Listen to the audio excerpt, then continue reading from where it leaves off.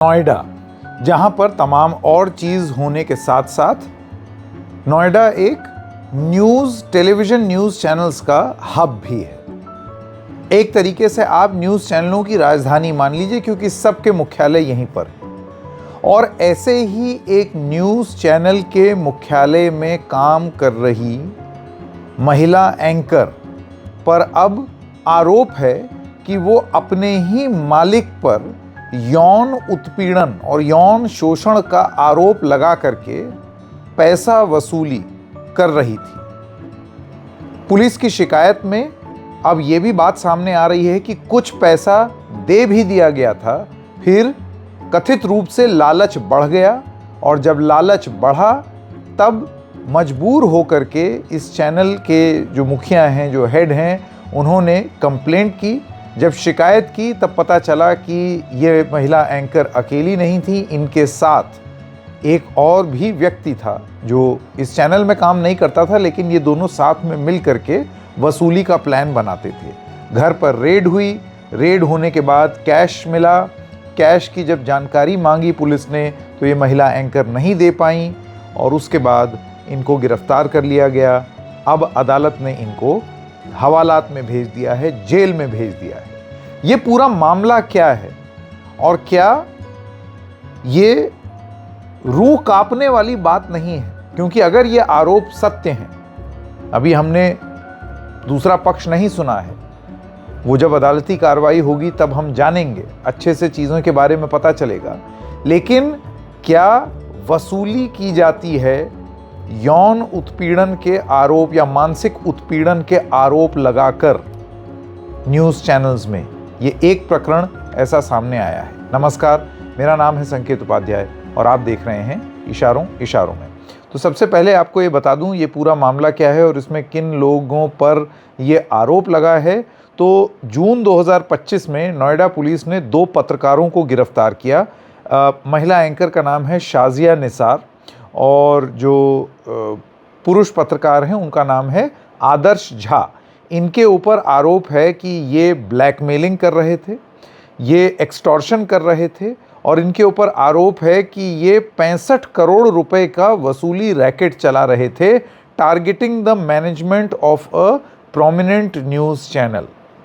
Noida based एक news channel है, उसके मालिक को फंसाने के लिए वो ये टारगेट कर रहे थे। ये पूरा मामला जो है ये बहुत हाई प्रोफाइल हो गया है, सनसनीखेज हो गया है, ख़ास तौर से महिला एंकर की वजह से, क्योंकि वो कई और भूमिका में देखी जा चुकी हैं अलग अलग चैनल्स में और उनके बारे में तमाम तरीके की बातें हो रही हैं कि उन्होंने एंकरिंग किस तरीके से की है और कहाँ कहाँ की है। और अब इस तरीके से ये मामला सामने आ जाना ये भी अपने आप में बड़ा विचित्र है, एक्चुअली डराने वाला है। तो आपको ये बता दें कि मुख्य रूप से आरोप क्या है।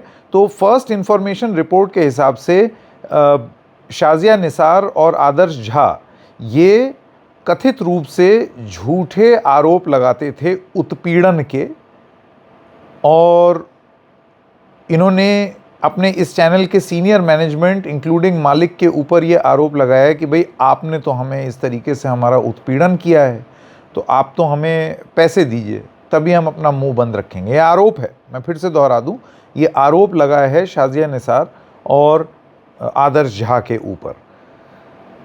अब ये आरोप ये था कि पहले कुछ पैसे मांगे गए, उसके बाद जब थोड़े से पैसे मिल गए तो फिर इन लोगों ने पैसे बढ़ा दिए कि नहीं अब इतना दो, इतना पैसा चाहिए अब हमको। ये बात सामने निकल करके आ रही है।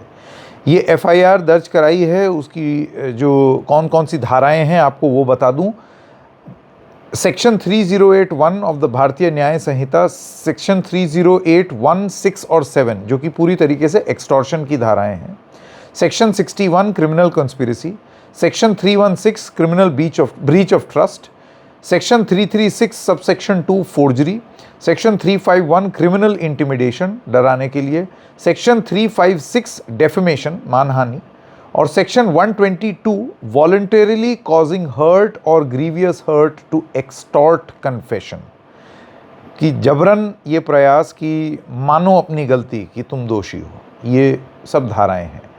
नोएडा की सेक्टर 58 की पुलिस ने जून 9, 2025 को जानकारी के हिसाब से शाज़िया निसार के घर में, जो कि दिल्ली में है, और आदर्श झा के घर में, जो कि इंदिरापुरम में है, गाज़ियाबाद में, वहाँ पर रेड की और रेड के बाद गिरफ्तारी की। निसार के घर पर जब रेड हुई तो 34.5 लाख रुपए कथित रूप से कैश बरामद हुआ। मैं बार बार कथित इसलिए बोल रहा हूँ क्योंकि ये पुलिस का दावा है और अब अदालत में उनको ये साबित करना पड़ेगा। इसके अलावा 3 मोबाइल फ़ोन, 2 लैपटॉप और 1 स्कॉर्पियो कार एविडेंस की तरह जब्त किया गया है पुलिस द्वारा। अब 3 फ़ोन होना, 1 स्कॉर्पियो गाड़ी होना और 2 लैपटॉप होना, इसका इस केस से क्या लेना देना है वो बहुत इंटरेस्टिंग होगा, क्योंकि वो पुलिस आगे बताएगी। क्योंकि ऐसे तो आप किसी भी घर में देख लीजिए, एक घर में अगर कुछ लोग रह रहे होंगे तो इतने फ़ोन तो होते ही हैं घर में, एक गाड़ी होती ही है घर में, और इसके अलावा लैपटॉप भी, 2 लैपटॉप एक घर में होना, ये तो कोई बहुत बड़ी बात नहीं है। लेकिन उनका इस केस से क्या लेना देना है वो इंटरेस्टिंग है और यहाँ पर पुलिस का वर्जन ज़रूरी होगा। हाँ, ये जो 34.5 लाख रुपए कैश मिले हैं एक 30 वर्षीय महिला एंकर के घर से, इतना पैसा कैश में घर में होना और उसको पुलिस के सामने जस्टिफाई न कर पाना, ये बहुत इंटरेस्टिंग होगा। आपको ये भी बता दें कि इस पूरे मामले में जो कंप्लेनेंट्स हैं उन्होंने अपनी तरफ से पुलिस के सामने एक लार्जर एक्सटॉर्शन नेटवर्क की बात रखी है और उन्होंने ये कहा है कि ऑडियो और वीडियो एविडेंस है हमारे पास कि हमको धमकी दी गई है, और रिपोर्ट्स में ये भी बताया है कि ये किस तरीके से ऑपरेट कर रहा था और कुछ पैसों ने एक्सचेंजिंग ऑफ हैंड्स किया भी, यानी कि दबाव में आकर कथित रूप से इस चैनल के मैनेजमेंट ने पैसे कुछ दिए भी, और वो भी सबूत की तरह प्रस्तुत किया जा रहा है इस पूरे मामले में। चैनल का मैनेजमेंट ये साबित करने की कोशिश कर रहा है कि देखिए ये हमसे इतना पैसा वसूला था, फिर लालची हो गए थे और पैसा मांग रहे थे। ये अभी तक ये बातें अलग अलग रिपोर्ट्स में सामने आई हैं, बार बार दोहरा रहे हैं, फिर दोहरा रहे हैं, क्योंकि ये मामला अभी अदालत में है। अदालत के सामने ये साबित करना ज़रूरी होगा कि ये जितने आरोप लग रहे हैं ये आरोप सही भी हैं या नहीं, क्योंकि अभी हमने दूसरी पक्ष की बात नहीं सुनी है। आपको ये भी बता दें कि ये जो शाज़िया निसार हैं ये 30 वर्ष की हैं और ये रिपब्लिक भारत नाम के एक चैनल में पहले काम करती थी और 2022 से भारत 24 नाम के एक चैनल की टेलीविज़न एंकर थी। और रिपब्लिक भारत में तमाम सोशल मीडिया पोस्ट ये बताते हैं कि इन्होंने घूम घूम के टहल के ऐसे डांस कर के इन्होंने जो एंकरिंग की थी वो खासी चर्चा में आई। अच्छे कारणों की वजह से नहीं आई, मतलब उसकी आलोचना ही हुई, लेकिन आई। उसका इस केस से कोई लेना देना नहीं है। मैं ये भी आपको बता दूं, ये मामला वसूली, जबरन वसूली का है, ये मामला एक्सटॉर्शन का है, ये दूसरा मामला है। इस केस में निसार के ऊपर आरोप है कि वो primary orchestrator of the extortion scheme थी, जिसमें वो अपनी पोजीशन इस्तेमाल करती थी बतौर एंकर, बहुत सारे लोगों के ऊपर झूठे आरोप लगा करके उनसे पैसा वसूलने का ये आरोप लगा है, इंक्लूडिंग अपने चैनल के मैनेजमेंट के ऊपर। अब ये आदर्श झा कौन है? अच्छा, इन्हीं के घर से 34.5 लाख रुपए मिला था शाज़िया निसार के। आदर्श झा एक न्यूज़ एंकर हैं एक प्रमुख अखबार के डिजिटल विंग में। अब ये कैसे हुआ आप ये समझिए, फ़र्ज़ कीजिए कि कल को द रेड माइक एक अखबार निकालता है, इस नाम से अगर एक अखबार निकलता है और उसका एक यूट्यूब पेज है या उसका एक डिजिटल पब्लिकेशन है और उसमें कोई एंकरिंग कर रहा हो, तो ये इस तरीके से, तो एक बड़ा प्रमुख अखबार है, उस बड़े प्रमुख अखबार के डिजिटल यूट्यूब चैनल के एंकर ये आदर्श झा जी थे। और इनके ऊपर आरोप ये है कि वो ये तब तक थे जब तक मतलब लास्ट में ये नहीं थे उस नेटवर्क के साथ, जब अरेस्ट किया गया था तब नहीं थे, ये भी आपको बता दूं। इनके ऊपर आरोप क्या है मैं आपको ये बता दूं। इनके ऊपर आरोप ये लगा है कि ये शाज़िया निसार के अकम्प्लिस थे, सहयोगी थे। मतलब भागीदार थे, साथ में मिल करके ये दोनों काम करते थे। He is accused of assisting her in blackmailing scheme by reinforcing the threats and helping coordinate the extortion demands. His arrest at his Ghaziabad residence indicates his active involvement, though less evidence has been publicly linked to him directly compared to Nisar. इसका मतलब ये है कि अभी police के पास जो शुरुआती तथ्य हैं, जिसको वो तथ्य की तरह प्रस्तुत कर रहे हैं, वो शाजिया निसार के खिलाफ वो ज़्यादा बता रहे हैं। आदर्श झा के खिलाफ अभी इतने डायरेक्ट उनके पास एविडेंस नहीं है। कम से कम पब्लिक नोटिस में जो जो चीज़ें आई हैं उसमें इतने एविडेंस नहीं है। आपको ये भी बता दूं कि पुलिस की तरफ से जो सेक्टर 58 के स्टेशन हाउस ऑफिसर हैं, उन्होंने तमाम मीडिया रिपोर्ट्स में ये कंफर्म किया।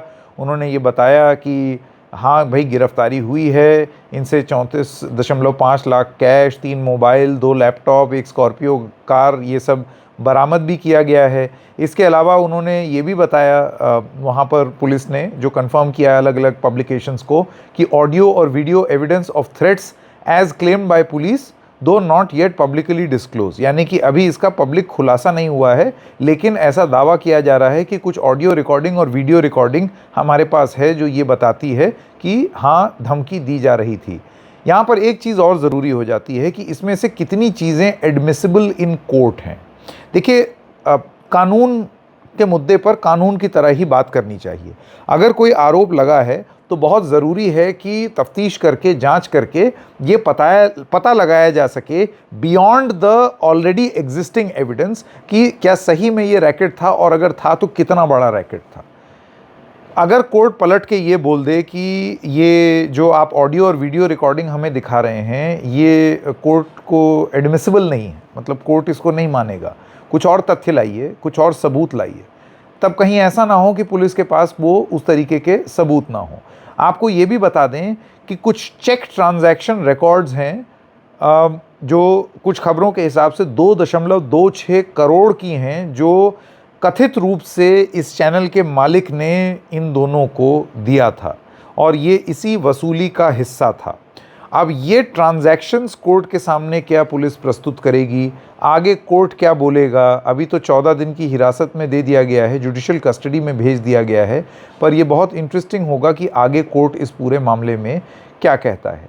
लेकिन इसके ब्रॉडर इम्प्लीकेशंस क्या हैं? देखिए, सीधी सी बात है, अगर इस तरीके से ये वन ऑफ है, ये कहना कि पूरी इंडस्ट्री में यही हो रहा है, जैसे कि एक बात कही जाती है ना कि पूरी एक आम तौर पर मुंबई के बाहर एक धारणा ये बना ली जाती है कि अरे फिल्म इंडस्ट्री में तो सब कास्टिंग काउच होते हैं, फिल्म इंडस्ट्री तो है ही गंदी। ये एक आम धारणा हो सकता है, केसेस हो रहे हों। उसी तरीके से टीवी मीडिया इंडस्ट्री में अगर कोई एक आधा कथित रूप से बैड फिश निकल जाए तो इसका ये मतलब नहीं है कि सभी बेईमान हो गए हैं। टीवी न्यूज़ मीडिया की क्राइसिस अलग किस्म की है, और वहाँ पर शाजिया निसार की जो इससे पहले की जो भूमिका थी बतौर एंकर, जिसमें वो अलग अलग चैनल्स पर एक तो रूस और यूक्रेन की वॉर कवर करने गई थी, जिसमें वो एकदम बिल्कुल गोल गोल घूम करके डांस कर करके, माने क्या ही वॉर रिपोर्टिंग हो रही थी। वो तो उसका जितनी आलोचना ट्विटर पर हो रही है वो आप लोग सब देख ही रहे हैं, पढ़ ही रहे हैं। अब उसके बारे में हम क्या बोलें। इसके अलावा और भी जो तमाम वो एंकरिंग उन्होंने की वो सब पब्लिक डोमेन में था, लेकिन वो उनकी एंकरिंग एक बड़ी बीमारी का छोटा लक्षण है, क्योंकि ऐसे तमाम एंकर हैं। तो टीवी न्यूज़ मीडिया की जो तकलीफ़ है या जो परेशानियां हैं वो ज़रा अलग किस्म की हैं। लेकिन ये कहना कि टीवी न्यूज़ मीडिया में सब एक्सटॉर्शन कर रहे हैं, सब वसूली भाई हो गए हैं, सब पैसा ऐंठ रहे हैं, यौन उत्पीड़न का आरोप लगा करके, सारी महिला एंकर्स यही कर रही हैं, या सारे पुरुष एंकर जो हैं वो इसी काम में लग गए हैं, सारा मैनेजमेंट इसी काम में लग गया है, ये तथ्यहीन बात होगी। हाँ, इससे अलार्मिंग ज़रूर है ये, क्योंकि ये इस तरीके का प्रकरण सामने आया। इसी वजह से ये तथ्य सामने लाना बहुत ज़रूरी है नोएडा पुलिस के लिए कि उनके पास सबूत के तौर पर अभी जो वो बता रहे हैं या नहीं बताया है, उसके अलावा उनके पास क्या क्या जानकारी है। इशारों में बस इतना ही। फिर मिलेंगे किसी और मुद्दे के साथ, तब तक के लिए नमस्कार।